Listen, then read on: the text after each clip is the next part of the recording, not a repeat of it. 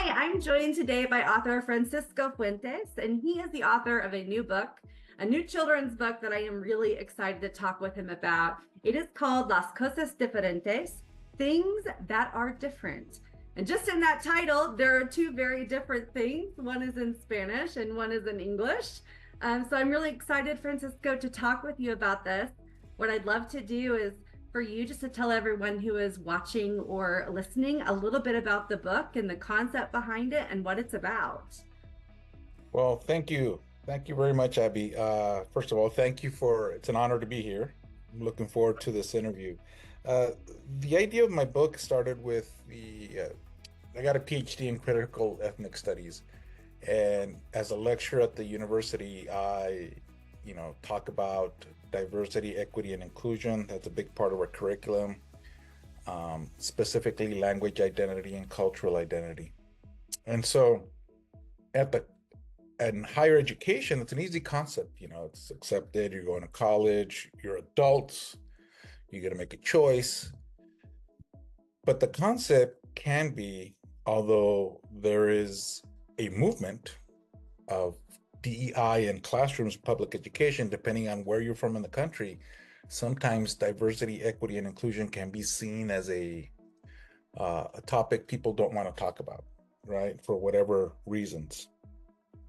And so what I wanted to do is how can I take the message that I profess in higher education and turn it into a children's book so the message can be clear, clean, innocent, and strong. And so I got down and I wrote this book, and a lot of it is my background. I began my career in public education as a K-12 bilingual education teacher. And I was an elementary school principal, et cetera, et cetera. And so I have all that background in me. And I said, what a great way to use both of my higher ed and public education experience to make this message available to everybody. Because I really believe in the message. And the message is that things that are different are not better or not worse. They're just different. And you have to appreciate that somebody likes it.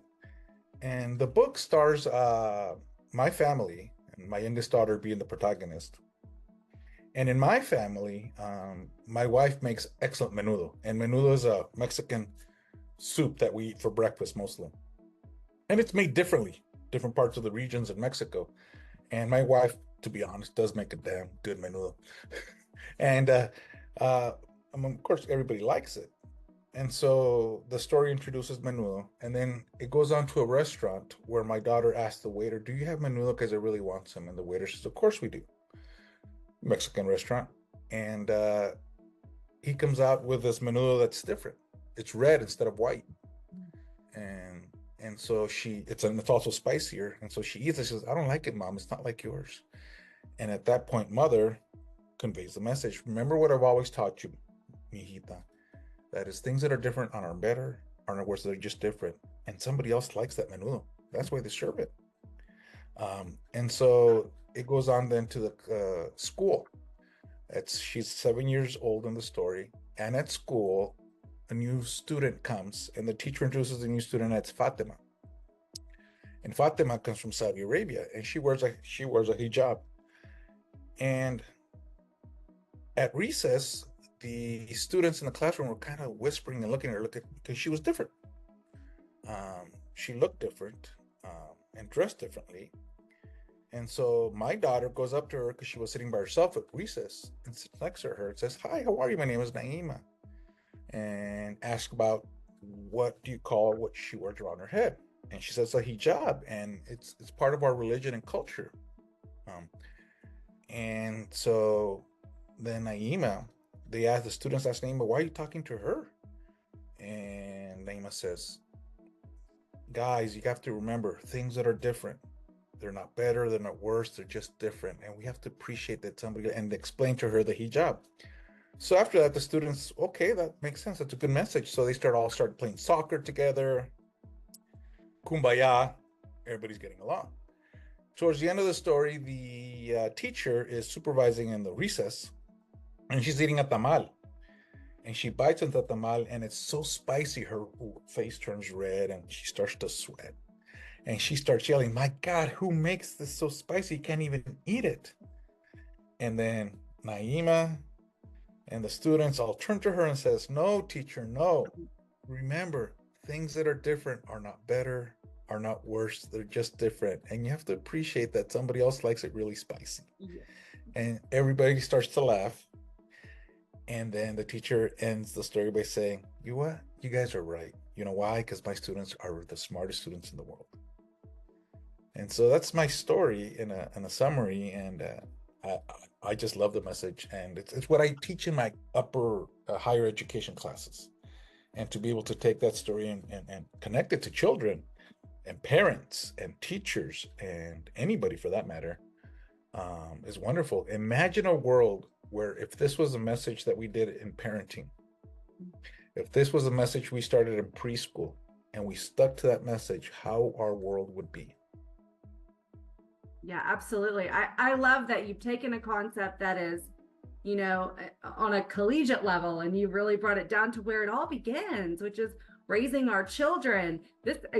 Almost this exact concept of your book is the conversation that I've had with my now almost 10-year-old, explaining that lots and lots of things in life are different, lots of people are different, but we're all the same. There's no better, there's no worse. It's just different, and that's okay. And that's really what enriches life and makes it so unique and fascinating and amazing.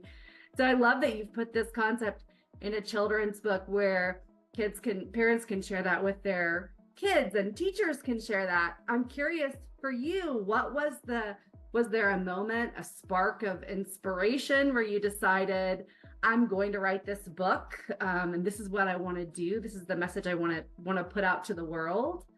I've been wanting to write a book for a while now, but I was finishing a PhD, and that was quite intense. But when I got finished, it says, put my knowledge to use. My first grade teacher was Miss Ronnie Ashford Rivera Capon, who's the author of Disney's Coco. She was my first grade teacher, and I was her first cohort of students, and we still stay in touch. And we met at the Festival of Books, and she did her presentation because she's an author now, and she was the one that told me. We met about 3-4 years ago, and we had coffee, and I said, "Should I finish my dissertation first, or should I work on this book?" And she says, "Get your doctorate first. That will help you open up. That will help you get the message out. The title is important." And so just fortunate to have people like her in my life as a teacher, other excellent teachers, my parents, my wife, my kids. And so it's just something that I've been wanting to do, and now I can. And this is hopefully our first book in a series of 5. And all on diversity, equity, and inclusion. And the next book, it'll be about language identity and how speaking Spanglish is a dialect. It's just another informal way of speaking. It's not wrong. And we, to ourselves in the Latino community, those in the bilingual Latino community, we do it to ourselves. We criticize kids who speak English and Spanish together. We tell them it's wrong. And so what we teach in higher ed and in my courses is it's not wrong. It's a dialect. It's rule governed. Not anybody can do it. It's just like any dialect in English.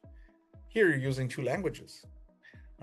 And it's part of the modernization of languages. And we give examples as to how languages change and what's accepted. And I tell them there's nothing wrong. Don't be ashamed of what makes you you. That's going to be the message in that one. Don't be ashamed of what makes you you. That's a great message. And before you even said that, I thought, gosh, this would be a great series, because there's so much you can do with diversity, equity, and inclusion. And there's a lot of hot takes out there, but it's a very simple, the very simplicity of it is, gosh, something that we want our children to know and understand. And you've put that in a book so that we can read it to them. And I love that you've done that. Before we go, I have to ask you if there's anything else you'd like to share about the book, or maybe one that's coming up, or any little sneak peeks that you'd like to share with us.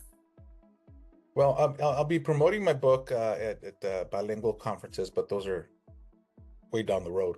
And hopefully they accept my presentation as well. No, I just go out there, get the book. It's available ebook, and it's available on all platforms online, and here in Tucson, some local bookstores. But it's a great message, and I really believe in it. And I hope that something small like this can make a small dent into a world that needs to be better. As we all know, we see the news every day. And so yeah, purchase a book, learn about it. There's a YouTube video and other social media that will come forthcoming soon. And so I just encourage everybody to at least find out about it and promote it. If you're not want to buy it, tell your teacher, hey, can you get this for the classroom? If you're a parent and you don't want to buy it, hey, this is a great book for it, donate it to the school. One of the local schools here is buying a copy for each classroom beginning on the fall semester. So it's a great message and something that anybody can build upon in any classroom and make the awareness important. Yeah, and I will echo that. I want to encourage people to go out and grab this book. As a parent myself, this is a core message that we all want our children to know and understand. It's so important. I love that you're working on putting a dent into this world in a really positive way. So thank you again. Francisco Fuentes is the author. Las Cosas Diferentes, Things That Are Different is the title of the book. And we hope to see a lot more from Francisco as time moves on. But go out and grab this book. I'm going to give you the three big ones: Amazon, Barnes & Noble, and iTunes. So those are three of the main platforms you can get them on. It's available other places as well. Also as an ebook. So that's great for you parents that are traveling and those kids have the tablets in the back seat. So give them a great ebook to read and enjoy. Take your library with you on vacation. That's a great tool to have as a parent and teachers and all of that. So thank you again, Francisco, for joining us. Thank you for sharing with us about your book. We sure do appreciate it. You're quite welcome. Thank you for having me.